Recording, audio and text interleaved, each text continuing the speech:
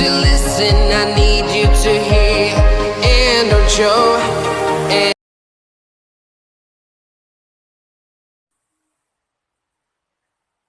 Nama saya Alfian, kelas D, jurusan Pendidikan Agama Kristen. Saya akan membahas tentang psikologi remaja dan permasalahannya. Rentang usia remaja adalah 10 sampai 21 tahun menurut beberapa ahli.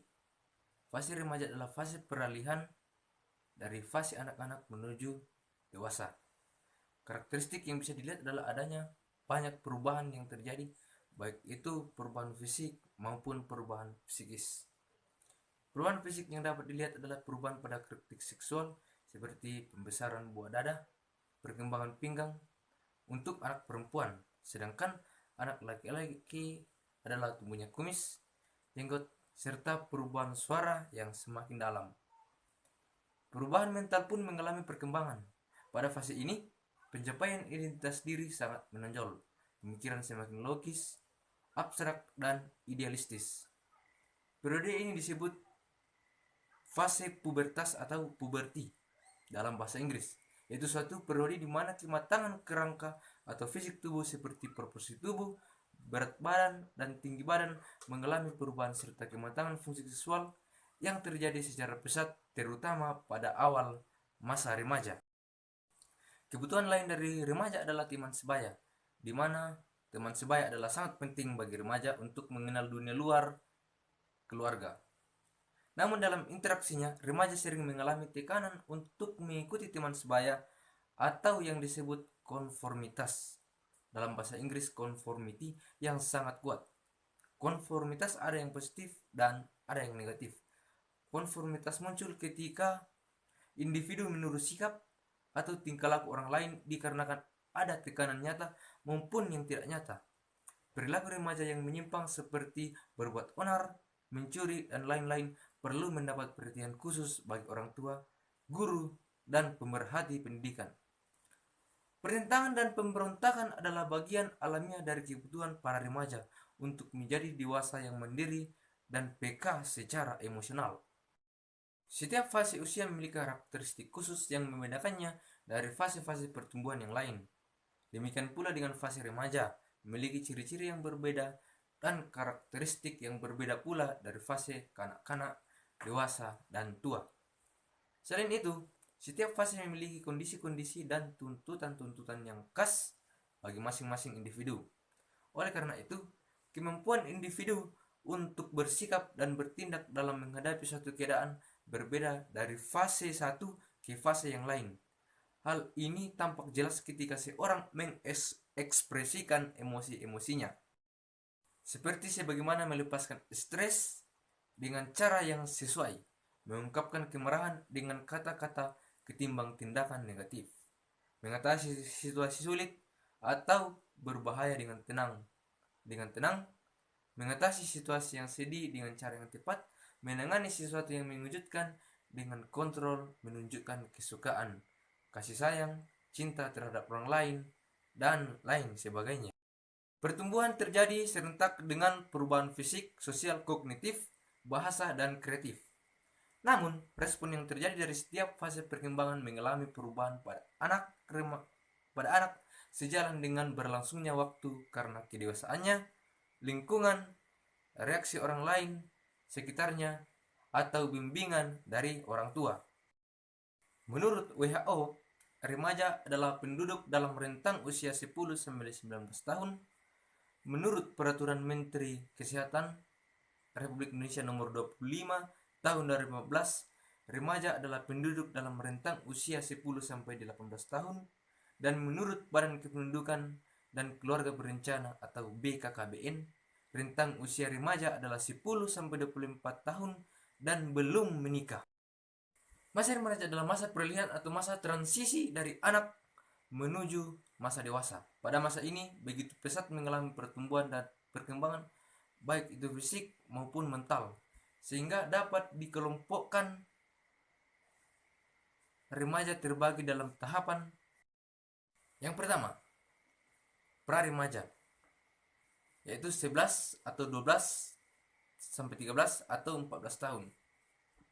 Para remaja ini mempunyai masa yang sangat pendek, kurang lebih hanya 1 tahun untuk laki-laki usia 12 tahun atau 13 tahun atau 14 tahun. Dikatakan juga fase ini adalah fase negatif karena terlihat tingkah laku yang cenderung negatif. Fase yang sukar untuk hubungan komunikasi antara anak dengan orang tua. Perkembangan fungsi-fungsi tubuh juga terganggu karena mengalami perubahan termasuk perubahan hormonal yang dapat menyebabkan perubahan suasana hati yang tak terduga.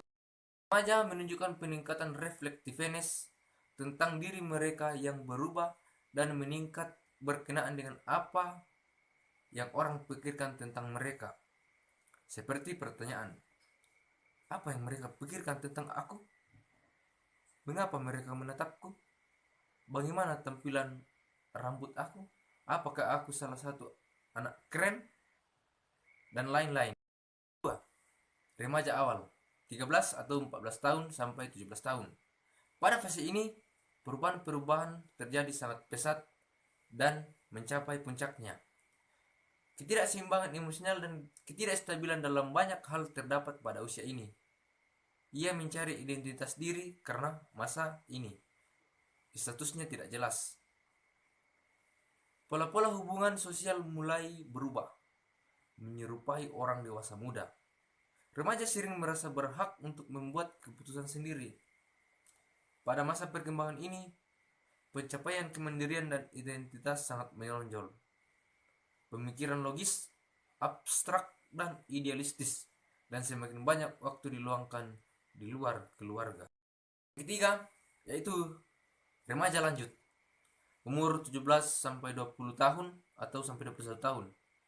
Dirinya ingin menjadi pusat perhatian. Ia ingin menonjolkan dirinya.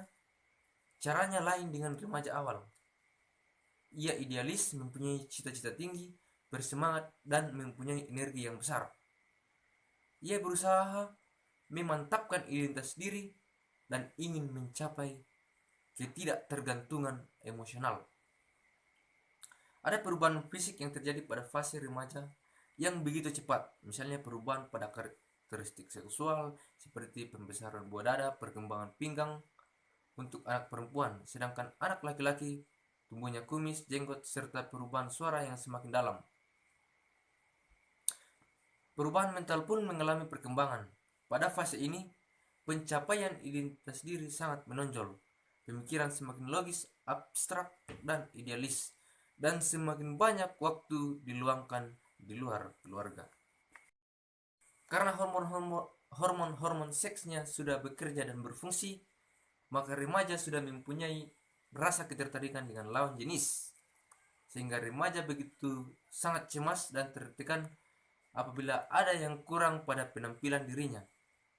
Mereka berusaha untuk menutupi kekurangannya dengan berbagai cara.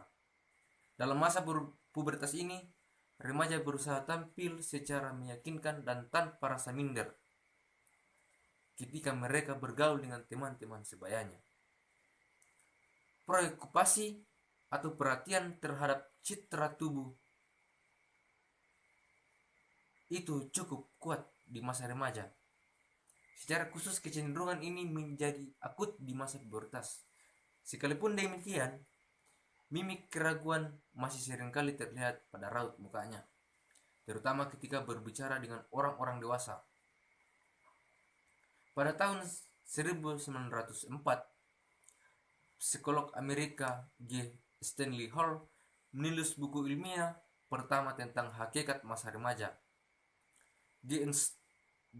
Stanley Hall mengupas mengenai masalah pergolakan dan stres atau storm and stress.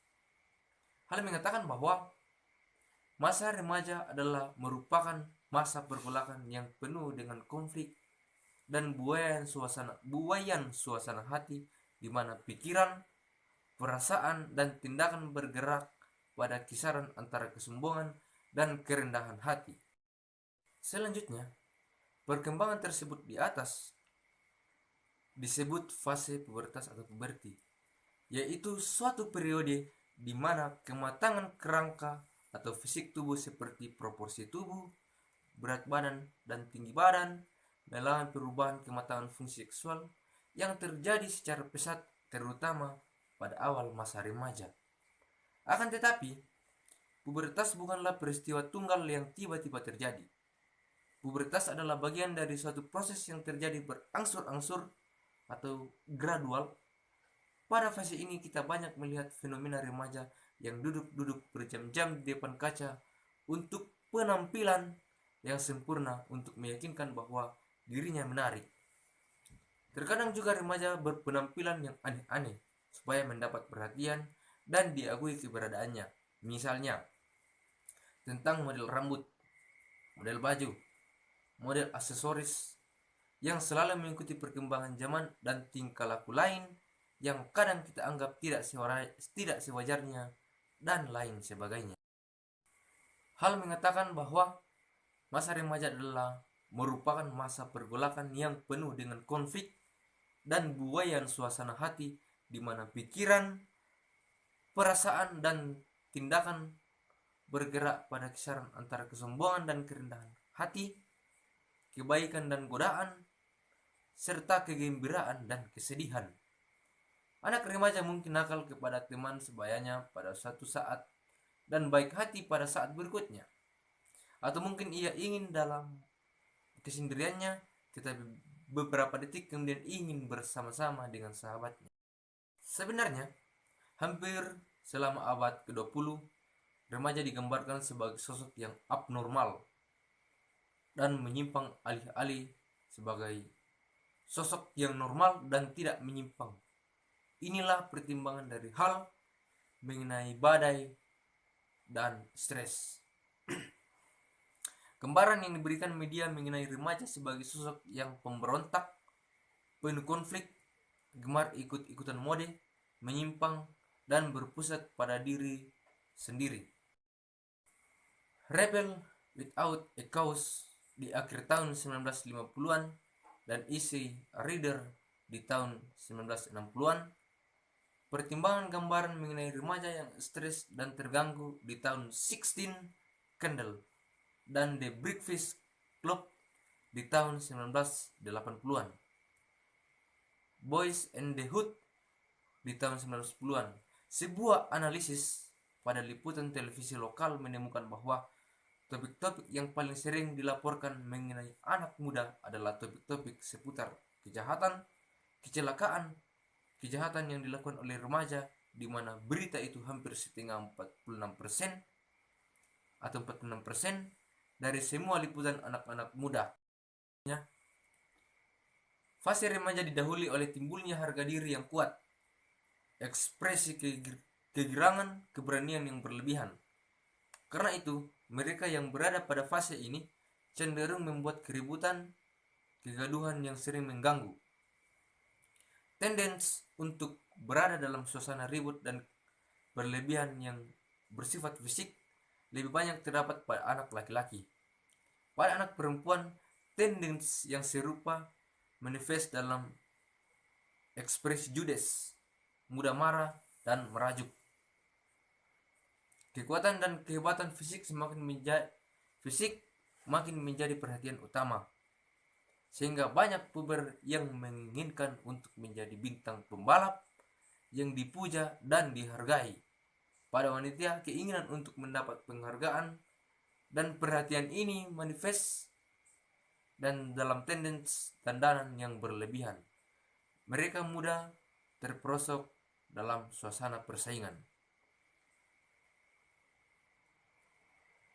Itulah gambaran remaja.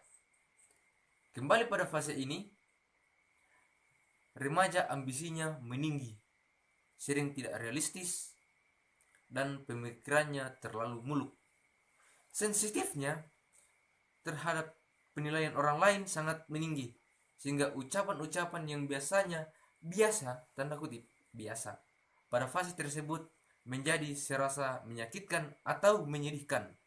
Mereka sangat benci bila dianggap sebagai anak-anak, apalagi anak kecil.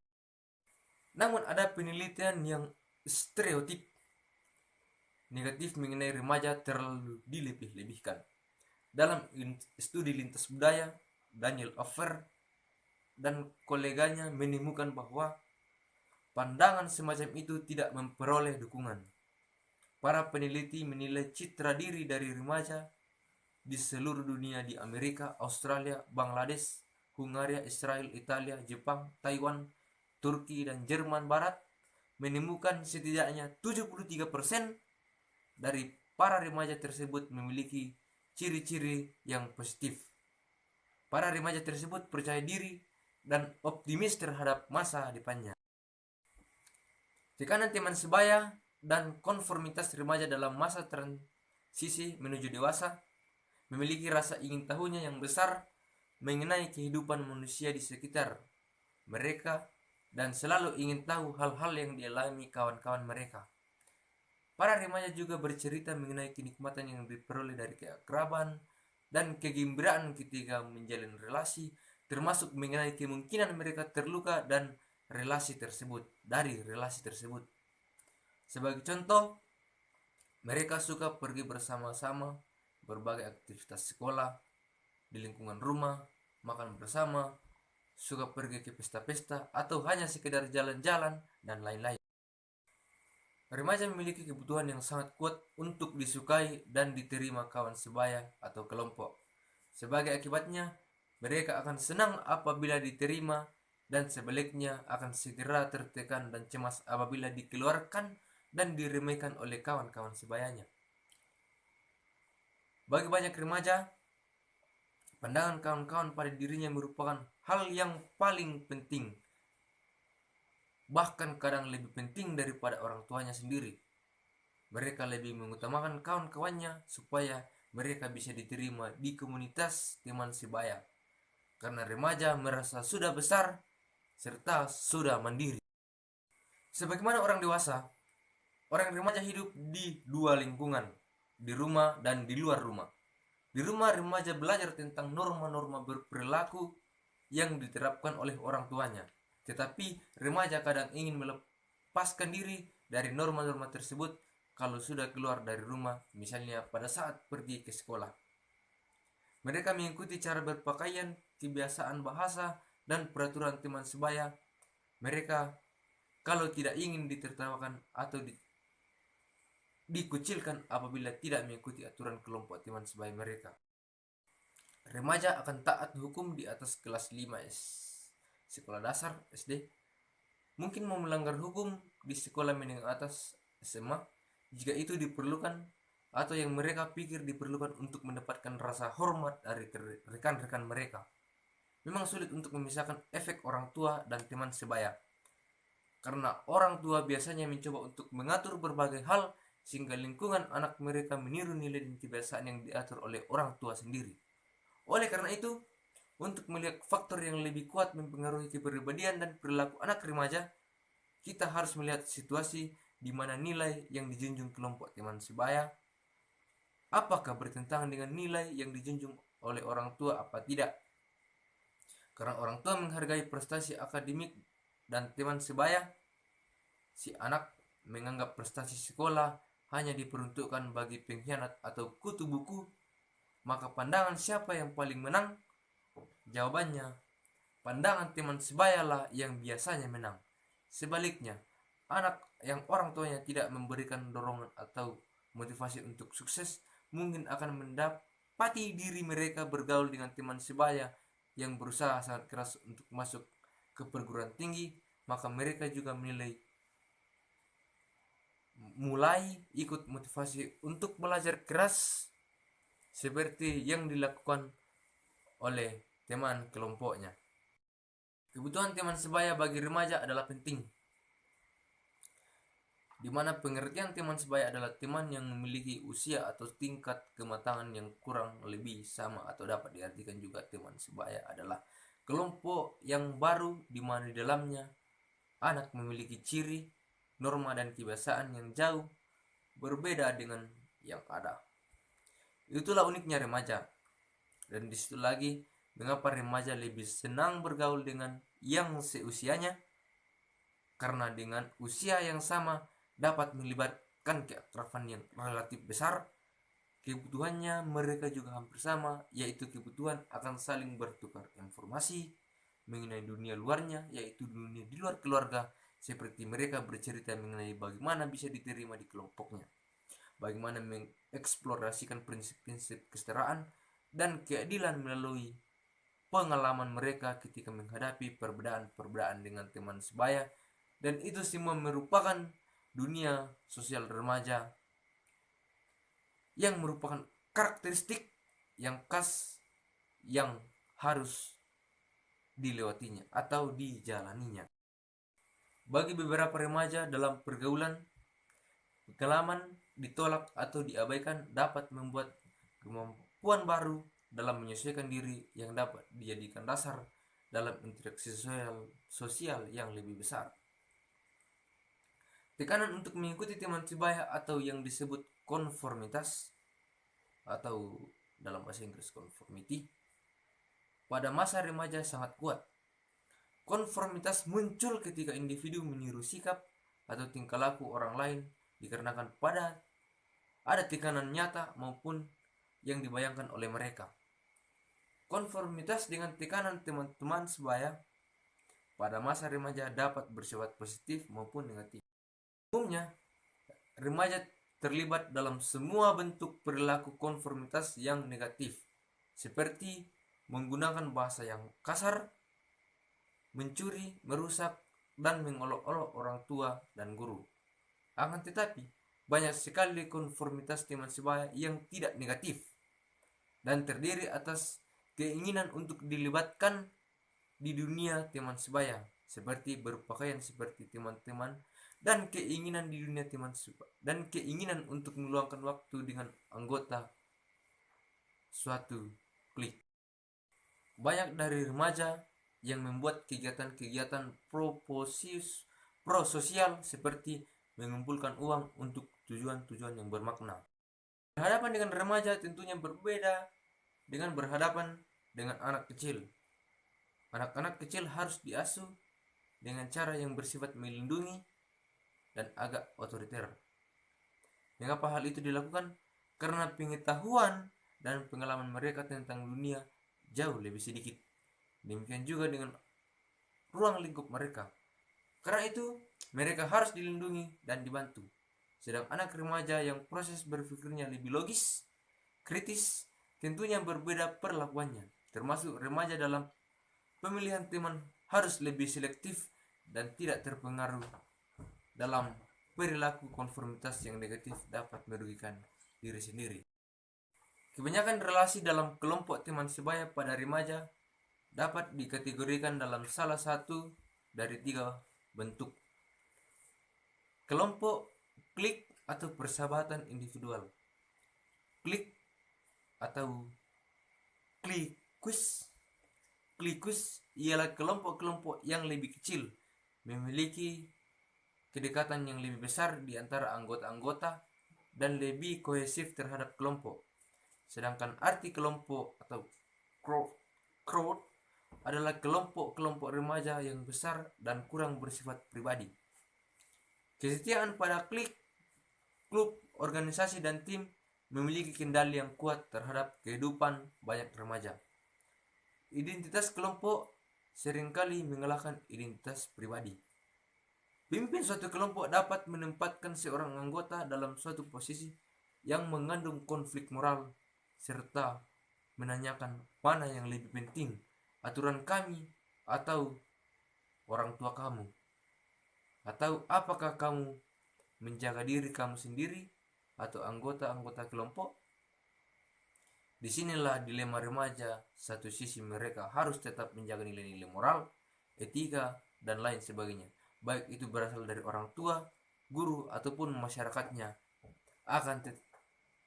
Tetapi di sisi lain, gejolak remaja di mana mereka ingin diterima di suatu komunitas atau kelompok yang kadang-kadang bertentangan dengan nilai-nilai moral dan etika, maka remaja dalam keadaan seperti ini harus bisa memilah dan memilih. Sahabat bagi remaja sangatlah penting, karena dengan sahabat remaja dapat bercerita kepadanya dan mengetahui segala rahasia-rahasia yang tidak mungkin diceritakan kepada teman yang lain. Mereka ingin berbagi persoalan, minat, informasi, dan rahasia sesama mereka. Mereka juga saling menenggang perasaan dan tidak ingin saling menyakiti. Persahabatan memainkan peran penting dalam membentuk pemikiran dan sikap remaja, dan juga dalam dapat mempengaruhi kesejahteraan moral dan spiritual. Persahabatan dapat membuat lebih berani, nekat tergantung bagaimana melihatnya, atau lebih ramah, atau lebih egois dan agresif daripada sifat remaja biasanya. Dalam persahabatan memiliki 6 fungsi: kawan, pendorong, dukungan fisik, dukungan ego, pembandingan sosial, dan keakraban atau afeksi. Berkaitan dengan kawan, persahabatan memberi anak-anak seorang teman bermain yang akrab, seorang yang mau meluangkan waktu bermain bersama mereka. Berkaitan dengan pendorong, persahabatan memberi anak-anak informasi, kegembiraan, dan hiburan yang menarik. Berkaitan dengan dukungan fisik, persahabatan memberi waktu, sumber-sumber, dan bantuan. Berkaitan dengan dukungan ego, persahabatan memberi harapan, dukungan, dorongan semangat, dan umpan balik yang menolong anak-anak mempertahankan suatu kesan yang tentang diri sendiri sebagai orang yang berkompeten, menarik, dan berharga.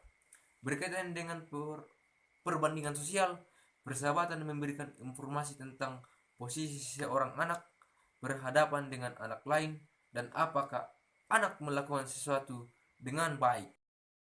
Berkaitan dengan keakraban dan afeksi, memberi anak-anak suatu hubungan yang hangat, erat, saling mempercayai dengan orang lain, di mana penyingkapan diri berlangsung. Pada tahap usia, remaja mempunyai tugas perkembangan yang harus dilalui.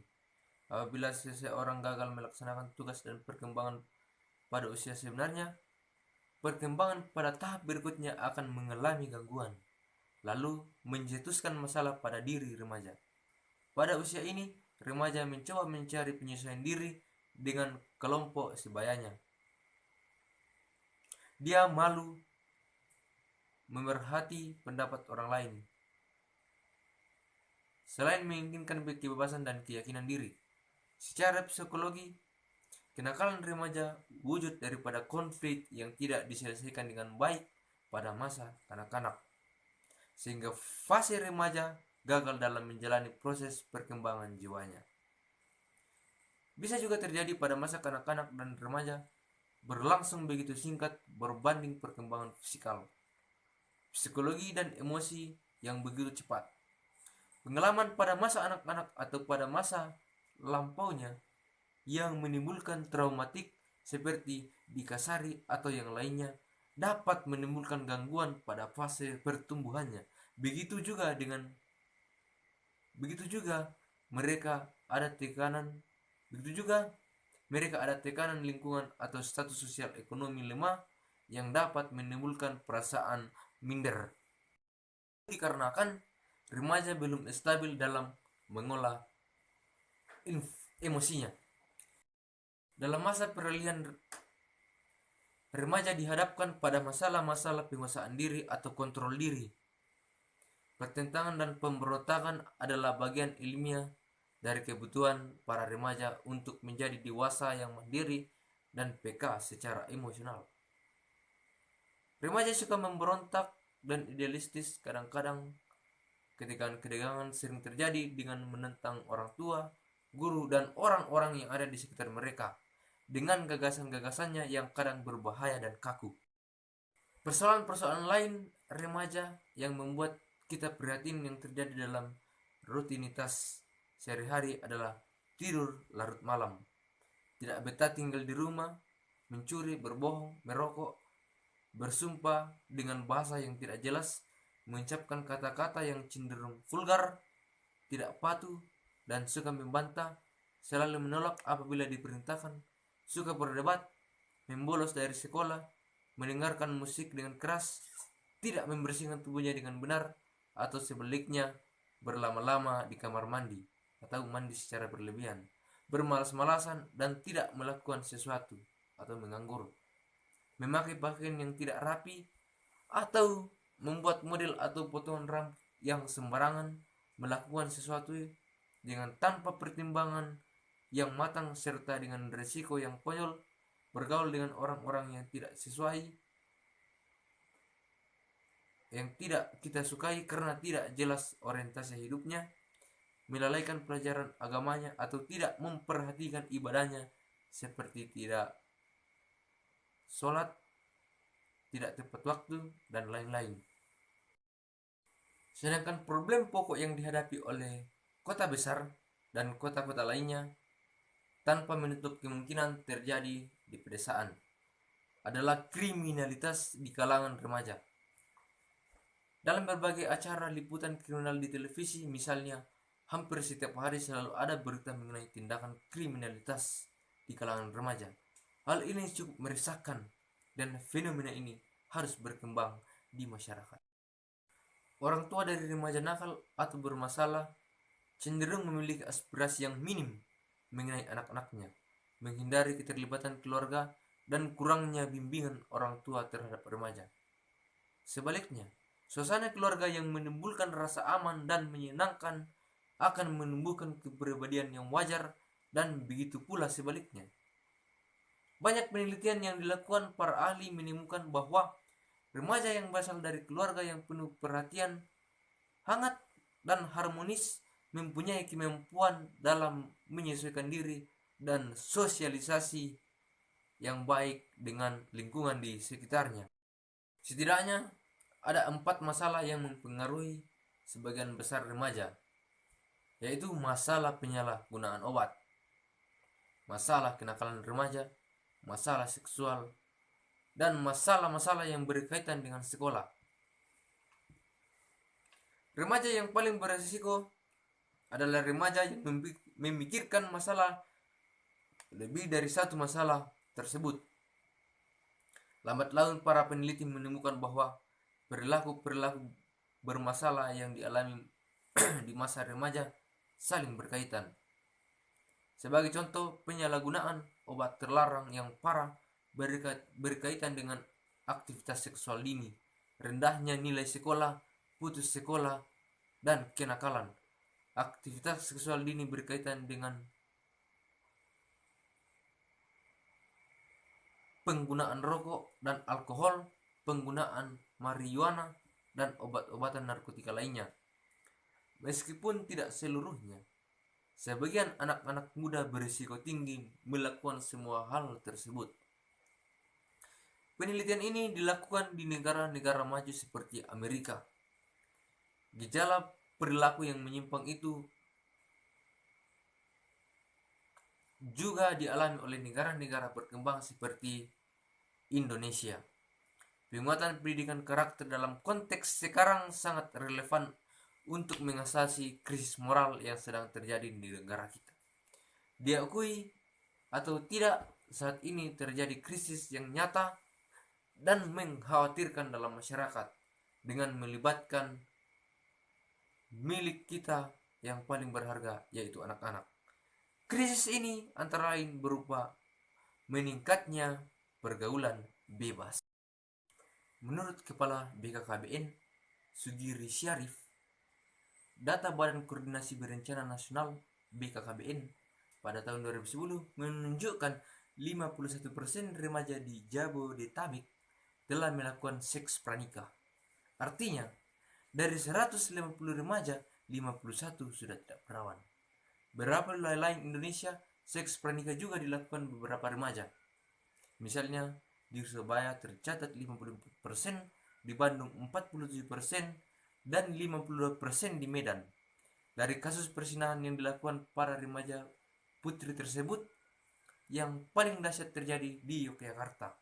Pihaknya menyebutkan dari hasil penelitian di Yogyakarta kurun waktu 2010, setidaknya tercatat sebanyak 37% dari 1.160 mahasiswa di kota Gudeg menerima gelar MBA, Marriage by Accident, alias menikah akibat hamil maupun kehamilan. Menurut tinjauan Emotional Spiritual Question ESQ, 7 krisis moral yang terjadi di tengah masyarakat Indonesia antara lain krisis kejujuran, krisis tanggung jawab, tidak berpikir jauh ke depan, krisis disiplin, krisis kebersamaan, dan krisis keadilan. Pendidikan yang sesungguhnya yang paling besar memberikan distribusi terhadap situasi ini.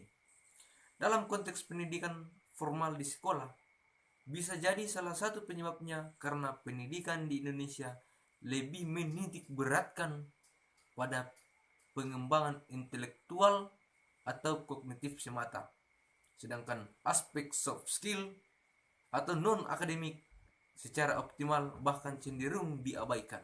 Saat ini, ada kecenderungan bahwa target-target akademik masih menjadi tujuan utama dari hasil penelitian, serta seperti halnya ujian nasional, sehingga proses pendidikan karakter masih sulit dilakukan.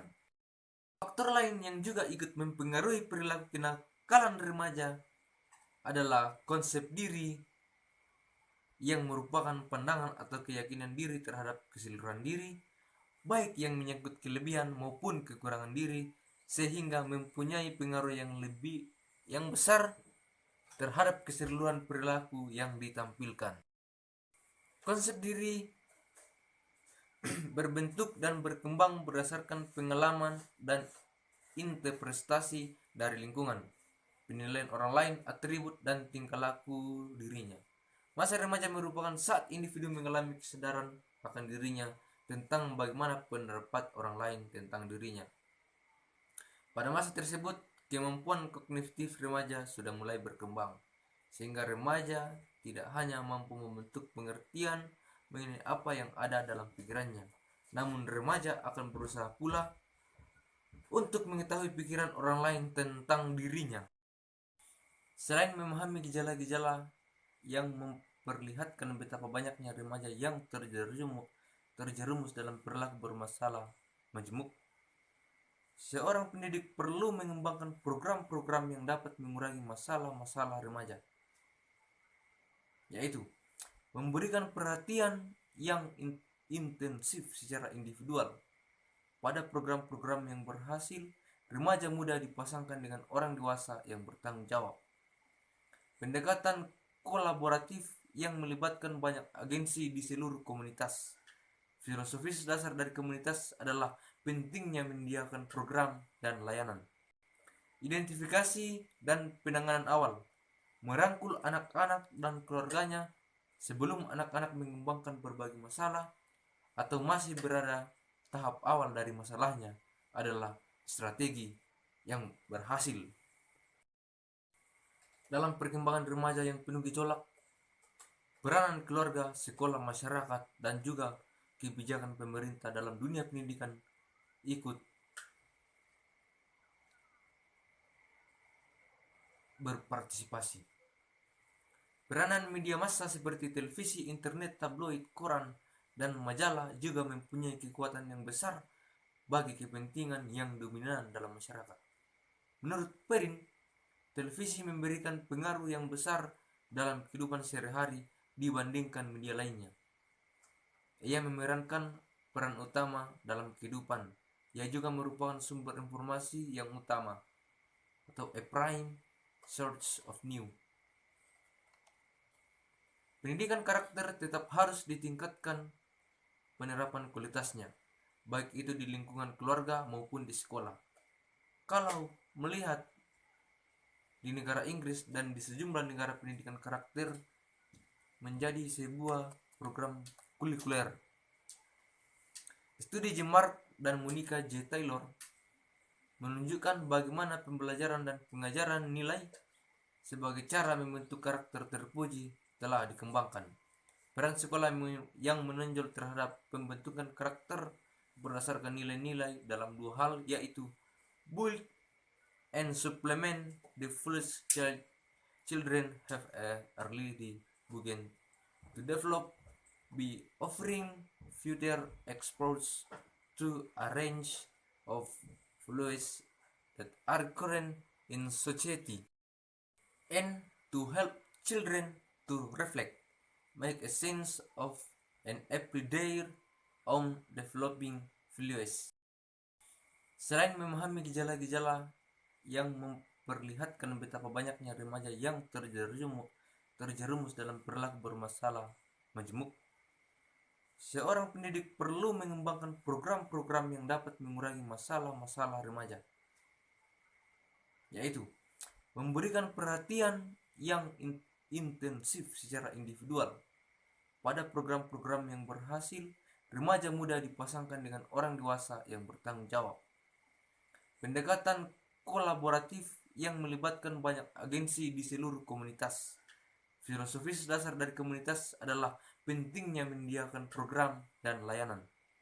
Identifikasi dan penanganan awal, merangkul anak-anak dan keluarganya sebelum anak-anak mengembangkan berbagai masalah atau masih berada tahap awal dari masalahnya adalah strategi yang berhasil. Dalam perkembangan remaja yang penuh gejolak, peranan keluarga, sekolah, masyarakat, dan juga kebijakan pemerintah dalam dunia pendidikan ikut berpartisipasi. Peranan media massa seperti televisi, internet, tabloid, koran, dan majalah juga mempunyai kekuatan yang besar bagi kepentingan yang dominan dalam masyarakat. Menurut Perrin, televisi memberikan pengaruh yang besar dalam kehidupan sehari-hari dibandingkan media lainnya. Ia memerankan peran utama dalam kehidupan. Ia juga merupakan sumber informasi yang utama atau a prime source of news. Pendidikan karakter tetap harus ditingkatkan penerapan kualitasnya, baik itu di lingkungan keluarga maupun di sekolah. Kalau melihat di negara Inggris dan di sejumlah negara, pendidikan karakter menjadi sebuah program kurikuler. Studi J. Mark dan Monica J. Taylor menunjukkan bagaimana pembelajaran dan pengajaran nilai sebagai cara membentuk karakter terpuji telah dikembangkan. Peran sekolah yang menonjol terhadap pembentukan karakter berdasarkan nilai-nilai dalam dua hal, yaitu build and supplement the foolish children have early begun to develop by offering future exposure to a range of values that are current in society, and to help children to reflect, make a sense of an everyday on developing values. Pemaparan tulisan tersebut yaitu dapat disampaikan kesimpulan pertentangan dan pemberontakan adalah bagian alamiah dari kebutuhan para remaja untuk menjadi orang dewasa yang mandiri. Yang kedua yaitu dibutuhkan peran orang tua, para guru, dan lingkungan masyarakat untuk mengenali dunia mereka dan memberi kesempatan untuk berkembang dalam potensi diri. Yang ketiga yaitu memberikan aturan yang lebih longgar tetapi tetap terkontrol karena sudah mulai mandiri. Yang keempat yaitu memberikan pujian, apresiasi, kasih sayang, dan menumbuhkan rasa percaya diri dalam berinteraksi dengan lingkungannya. Percaya diri di sini adalah saat anak merasa dirinya mampu serta berani berbeda dan teguh memegang prinsip saat apa yang dibawanya benar. Kebutuhan teman sebaya bagi remaja adalah penting. Hendaknya tetap dikontrol oleh pendidik agar tidak terjerumus dalam perbuatan yang melanggar hukum dan norma. Orang tua menerima anak apa adanya dengan segala kekurangan dan kelebihannya, sehingga anak merasa aman dan nyaman di lingkungan terdekatnya. Hal ini memungkinkan anak untuk tidak bertindak melanggar aturan. Sekian dari materi saya.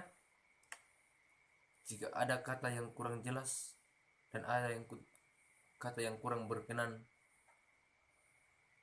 di hati para penonton, saya mohon maaf sebesar-besarnya. Saya Alfian, sekian dan terima kasih.